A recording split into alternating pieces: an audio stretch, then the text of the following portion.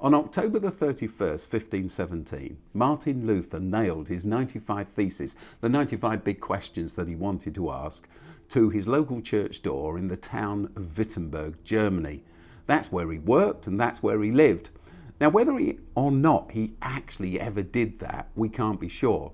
But what we do know is that his document, the document that he went on to publish, really nailed some of the big issues that were confronting the church of his day. What Luther wanted, what Luther needed, what Luther was calling for in publishing his document was an honest and an open debate.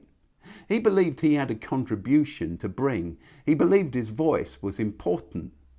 But he also wanted to engage with others. And we see that because just a few years later, in 1521, in the end, having been excommunicated from the Catholic Church, he was invited to something which was called the Diet of Worms. Worms is a town and Diet means assembly, the assembly.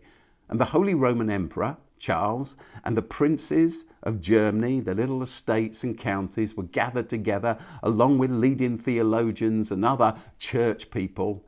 And there they gave him the right to speak, and they addressed the questions that he was asking. It was incredibly brave of him to go. In fact, that's the occasion on which he's supposed to have uttered his famous words, "Here I stand, I can do no other." Once again, we don't actually know whether he said that, but his act of bravery in going and taking part in the debate is really what's important. Although Luther had some wonderful insights and made some extraordinary contributions to theology, he also made mistakes, quite big ones. Now, last week, I talked about the fact that he got some things wrong. He made terrible errors, which have had hugely negative impacts down through the years. None of this is to take away from who Luther was. It's simply to say that any one of us on our own isn't going to get very far. We need the conversation, the debate, the discussion with each other. Over the weeks ahead, we're going to be talking about some of the ideas that Luther put forward and the impact of them down through the centuries. But for now, we're just going to look briefly at one. Luther developed what he called two kingdoms theology. Two kingdoms theology basically said the church is responsible for the spiritual realm of life, but government, the Holy Roman Emperor, the princes of Germany, they need to be left to get on with the secular or temporal governance of the people, and never the twain shall meet. The princes should do their own thing and be left to challenge the decisions of other princes, but they should have no authority in the church, and the church should be left to do its own thing. The problem with this view, this theology, is that 400 years later, when the German church found itself faced with Hitler and the Third Reich and their racism and their nationalism, it felt unable or unwilling to stand up and challenge what it saw going on around it. And only a few church leaders, Dietrich Bonhoeffer as one or Karl Barth as another, banded together and they wrote something called the Barmen Declaration in 1934, challenging Nazism. Now, Luther did extraordinary things, but how did he fall into these traps? Well, what Luther did, as we all do, is when he read the Bible, he very often tended to hear his own voice echoing back at him. If we're not careful, we all end up doing exactly the same thing. We come to the Bible fully loaded with our own bias, our own culture, our own prejudice, our own opinions, and instead of therefore hearing what the Bible has to say, we just hear the echo bouncing back of our own thoughts, the thoughts we had before we even got started.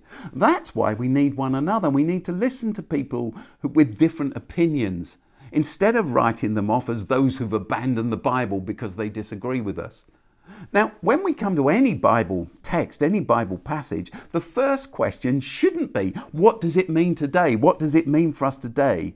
The only sensible first question to ask is, what did it mean to those to whom it was first written? What did the author of these words mean to say? What was the culture into which it was written? What was understood by the people who first heard it?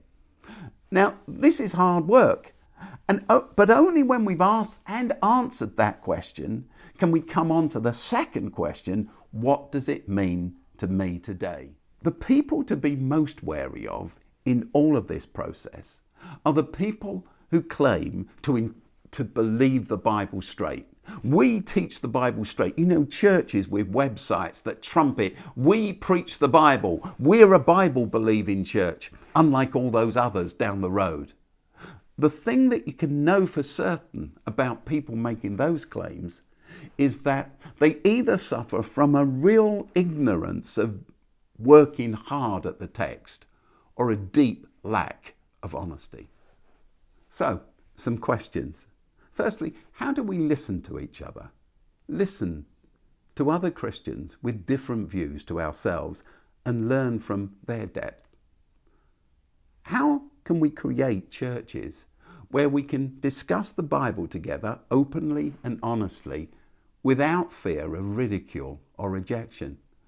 How do we create environments where it's okay for people to ask big questions without being afraid?